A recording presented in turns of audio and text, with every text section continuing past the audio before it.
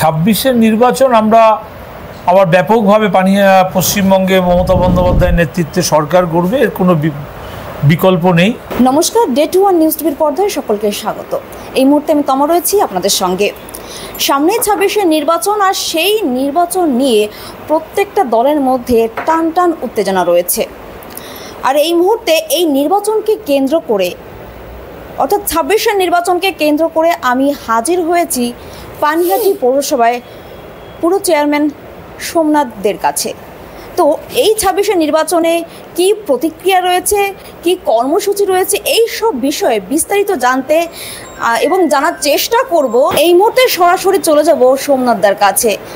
নমস্কার সোমনাথদা, day 1 news টিভির তরফ থেকে আপনাকে স্বাগত।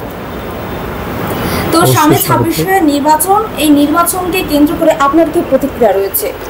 26-এর নির্বাচন আমরা আবার ব্যাপকভাবে পশ্চিমবঙ্গে মমতা বন্দ্যোপাধ্যায়ের নেতৃত্বে সরকার গড়বে, এর কোনো বিকল্প নেই। অতএব মমতা বন্দ্যোপাধ্যায়ের বিকল্প মমতা বন্দ্যোপাধ্যায়, এবং বিপুল সংখ্যক আসন নিয়ে আমরা যে ব্যাক করছি এটা একদম সাধারণ মানুষের কথা। অতএব মমতা বন্দ্যোপাধ্যায়ের সরকার 26-এ আবার হবে, এটা নিশ্চিত। ফুল দমে আশায় বুগেরে আছেন একদম, এটার মধ্যে কোনো দ্বিমত নেই। অতি বড় বিরোধী দলের রাজনৈতিক নেতারাও জানেন যে পশ্চিমবঙ্গে 2026 সালে মমতা বন্দ্যোপাধ্যায়ের সরকার হবে। কতগুলো আসনে এটা আমি বলতে পারবো না, কারণ হচ্ছে এটা 21শে জুলাই মমতা বন্দ্যোপাধ্যায় বলতে পারবে। তবে আমরা যারা তৃণমূল কংগ্রেসের কর্মী, যারা কতটা আশা আছে, অবশ্যই ব্যাপক সংখ্যক আসন নিয়ে আমরা ব্যাক করব। আর অভিষেক বন্দ্যোপাধ্যায় তো বলেছে 50-এর নিচে বিজেপি নেমে যাবে, আর সিপিএম কংগ্রেস 0। সেক্ষেত্রে দাঁড়িয়ে আমাদের মার্জিন আরো বাড়বে, এইটুকুই আশা রাখি। আচ্ছা, পানিহাটি নতুন পৌরসভা চেয়ারম্যান হওয়া নিয়ে একটা জল্পনা চলেছিল।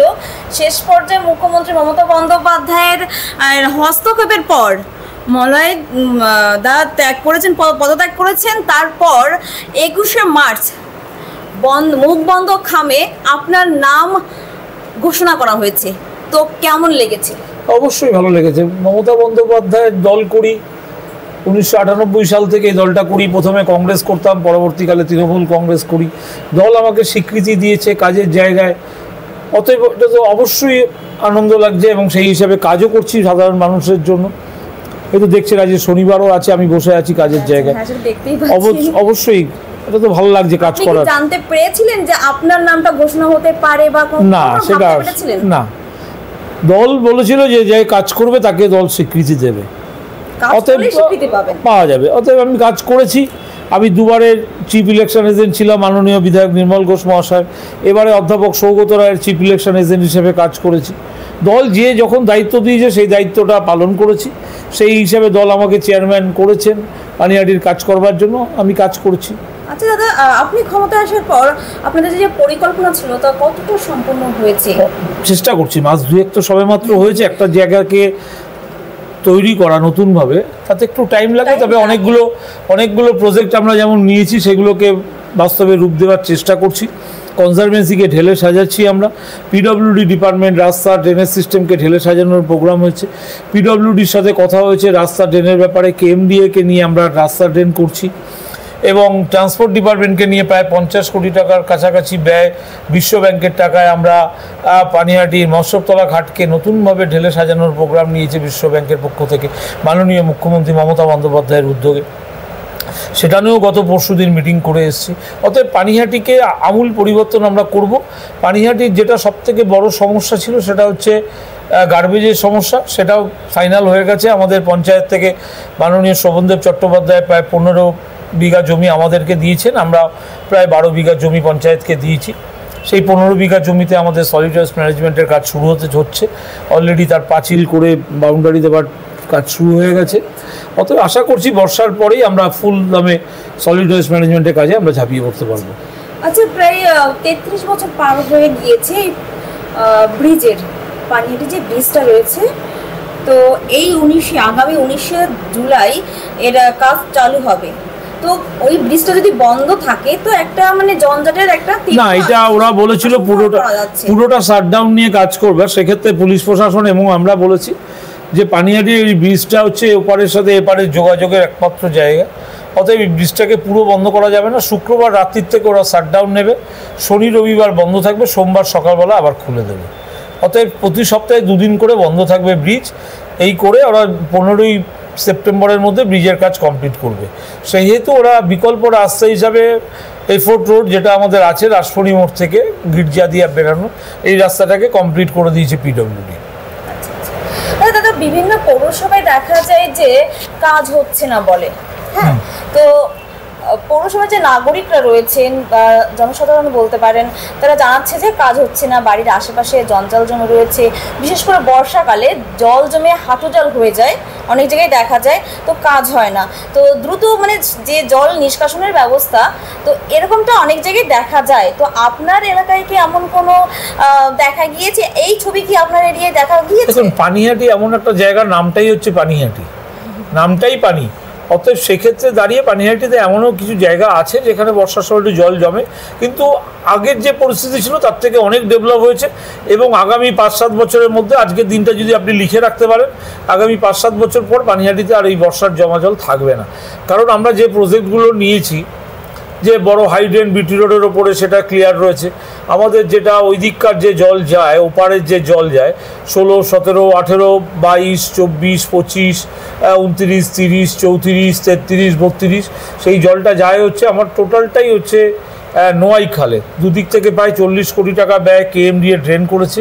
সেই ড্রেনের স্ল্যাশ তোলারও কাজ কমপ্লিট হয়ে গেছে। পুরো জলটা চলে যাবে সাজিরহাট খাল, সাজিরহাট খাল থেকে সেটা চলে যাবে সোজা নোয়াই খালে।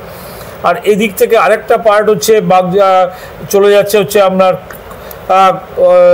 গঙ্গায় চলে যাবে, আর একটা যেটা খেবলি বিল হয়ে অপূর্বনগর খাল হয়ে সোজা খড়দা থানার সামনে দিয়ে জল। আর 26 নম্বর 25 নম্বরের পার্ট, 28 একটা পার্ট দিয়ে জল চলে যাবে আমার সোজা উদয়পুর ক্যানেলে।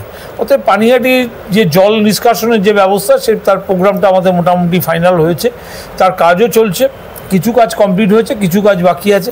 এবং আপনাদেরকে আমরা বলতে পারি আগামী 2-4 বছরের মধ্যে পানিহাটিকে বর্ষার জমা জল থেকে পুরোপুরি মুক্ত করতে পারবো, এটা একদম আশাবাদী। বলছেন যে পানিহাটিতে আর পানি দেখা যাবে না? দেখা যাবে না, পানীয় জল পাওয়া যাবে, বর্ষার জল আর দেখা যাবে না।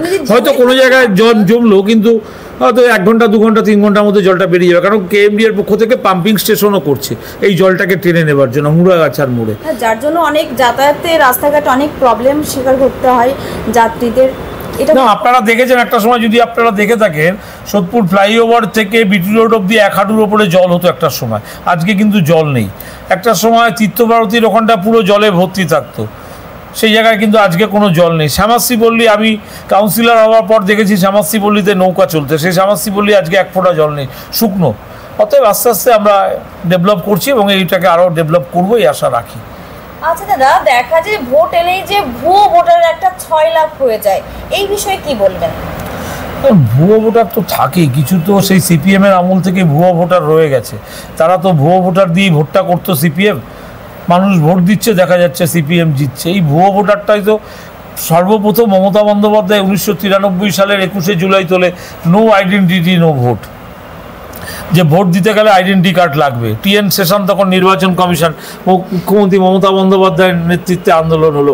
আজকে মানুষ যে ভোটার কার্ড নিয়ে ভোট দিতে যাচ্ছে, এটা মমতা বন্দ্যোপাধ্যায় আন্দোলনের ফসল। আমরাও সেদিনকে ছিলাম 93 সালের আন্দোলনে, আমাদের গুলি খেয়ে মানুষ মারা গেছে, অনেক দলের কর্মী মারা গেছে। সামনেই 21শে জুলাই। অতএব সেক্ষেত্রে ভুয়ো ভোটারকে বাদ দিয়ে একদম পরিষ্কার ভোটার লিস্ট তৈরি হোক, মানুষ ভোট দিক, যাকে দায় দেবে সেই জিতবে। আমরা এটাই চাই, একদম পরিষ্কার ভোটার লিস্ট। মাননীয় মুখ্যমন্ত্রী মমতা বন্দ্যোপাধ্যায় বারবার এটার কথাই নির্বাচন কমিশনের কাছে তুলে ধরছেন এবং আমাদের দলের পক্ষ থেকে দিল্লিতেও পাঠিয়েছে, আমাদের রাজ্যের মন্ত্রীরা গেছেন, তারাও কথা বলে এসছেন নির্বাচন কমিশনের সাথে। অতএব আমরা সম্পূর্ণ পরিষ্কার ভোটার লিস্ট চাই, যেটা দিয়ে মানুষ ভোট দেবে এবং তৃণমূল কংগ্রেস ক্ষমতায় আসবে। আচ্ছা দাদা, 26-এর ভোটকে কেন্দ্র করে আপনার দলের কর্মীদের উপর কি বার্তা দেবেন?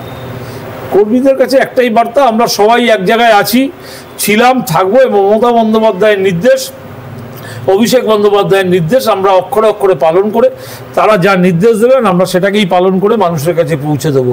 এবং আমরা সংঘবদ্ধভাবে এই উত্তরপ্রদেশের কালচার, বিহারের কালচার, আমাদের রাজস্থানের যে কালচার, সেই কালচারকে আমরা বাংলায় প্রবেশ করাতে দেবো না। কারণ বাংলার কৃষ্টি, বাংলার সংস্কৃতিকে আমরা বজায় রেখে চলেছি, সেটাই বজায় থাকবে। আমরা সকলে দলমত নির্বিশেষে এক জায়গায় এসে তৃণমূল কংগ্রেসের পাশেই থাকবো। আর নির্বাচনকে কেন্দ্র করে জনসাধারণের উদ্দেশ্যে কি বার্তা দেবেন সঠিক ভোটারদের উদ্দেশ্যে? সঠিক ভোটারদের উদ্দেশ্যে আমরা বার্তা দেবো যে আপনারা আসুন, যে আপনারা ইউপি দেখেছেন, আপনারা বিজেপির সরকার ইউপিতে দেখেছেন, বিহারে ইউপিতে দেখেছেন, আপনারা রাজস্থানে দেখছেন, গুজরাটে দেখছেন, আর বাংলার উন্নয়নটাও আপনারা দেখুন। মমতা বন্দ্যোপাধ্যায়ের সরকার আপনাকে গণতন্ত্র দিয়েছে, কথা বলার অধিকার দিয়েছে। অন্যান্য স্টেট, আমি সারা ভারতবর্ষ ঘুরেছি, পশ্চিমবঙ্গে কোনো ঘটনা ঘটলে যেভাবে মানুষ পথে নামে বা বিরোধী দল যেভাবে কথা বলতে পারে, অন্যান্য স্টেটে সেই কথা বলার অধিকার নেই। আপনি ইউপিতে যান না, এইভাবে আন্দোলন করতে পারবেন? আপনি রাজস্থানে যান, আপনি মধ্যপ্রদেশে যান না, এইভাবে আন্দোলন করতে পারবেন না। কিন্তু বাংলায় মুখ্যমন্ত্রী মমতা বন্দ্যোপাধ্যায় বলেছিলেন, বদলা নয় বদল চাই, বাংলার সোনার বাংলা করতে চাই, আমি বাংলার মানুষকে ডেমোক্রেসি রাইট, গণতন্ত্র ফিরিয়ে দিতে চাই। সেই ডেমোক্রেসি রাইট বাংলায় আজকে পরিগণিত। আজকে প্রতিটা মানুষ কোনো কিছু হলে তার বক্তব্য রাখতে পারে, এটাই বাংলা। আপনারা শুনেই নিলেন পুরসভার পানিহাটি পুরসভার চেয়ারম্যান সোমনাথ দে তার পানিহাটির যে কার্যকলাপ বা কর্মসূচিতে উনি আবদ্ধ হয়েছেন, তার অনেকটাই কার্যকলাপ উনি করেছেন এবং বাকি দিনে বাকিটা করার কথা পরিকল্পনা রয়েছে ওনাদের। আরও এই সব খবরের পাশাপাশি আরও অন্যান্য খবরের জন্য নজর রাখুন ডে 21 নিউজ টিভির পর্দায়। নমস্কার। আরও বিভিন্ন খবরের আপডেট জানতে নজর রাখুন ডে 21 নিউজ টিভির পর্দায়। আর অবশ্যই সাবস্ক্রাইব করুন ডে 21 নিউজ টিভি। আপনাদের একটি সাবস্ক্রিপশন আমাদের কাছে অত্যন্ত মূল্যবান। ধন্যবাদ।